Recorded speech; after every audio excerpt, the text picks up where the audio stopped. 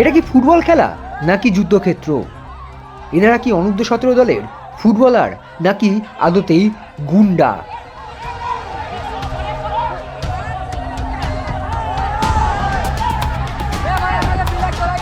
काटू क्या अभी काटू? आप नहीं रुक जाएंगे। गेम कोई भी हो, पकड़ मजबूत होनी चाहिए। सीमेंट से पकड़ बनाए मजबूत। SRMB 550D TMT बार।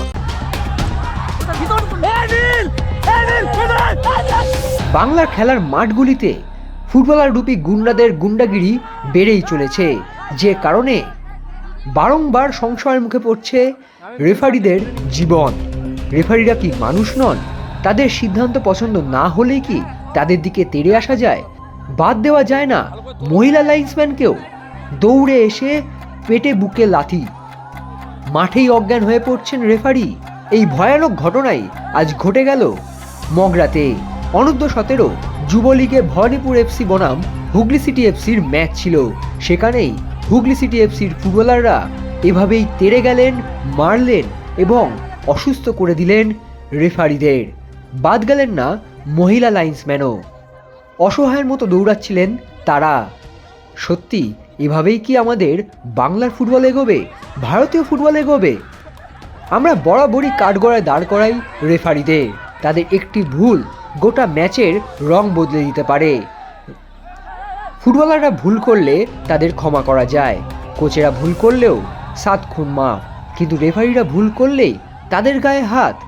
এই দৃশ্যটা কবে বদলাবে? এছাড়াই বাংলা ধিক্কার জানায় এই ফুটবলার রূপী গুন্ডাদের।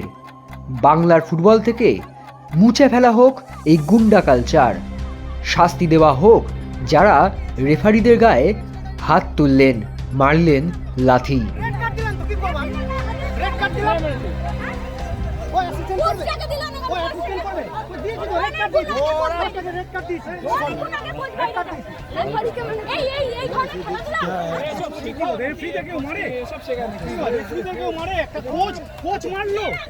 মারতে আসছে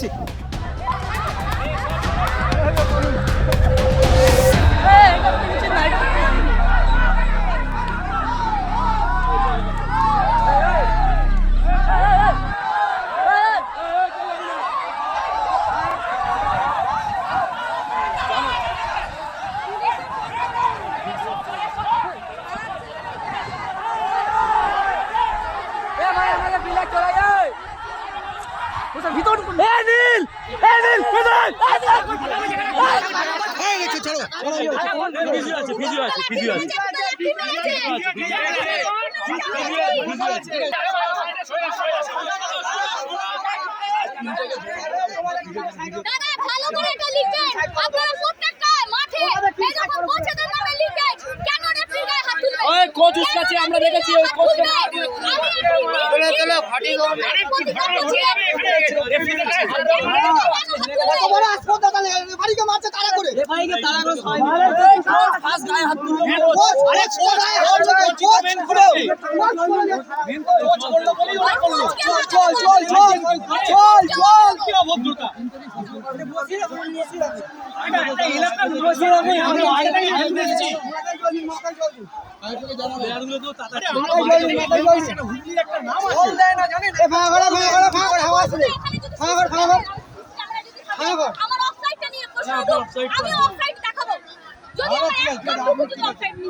extra time.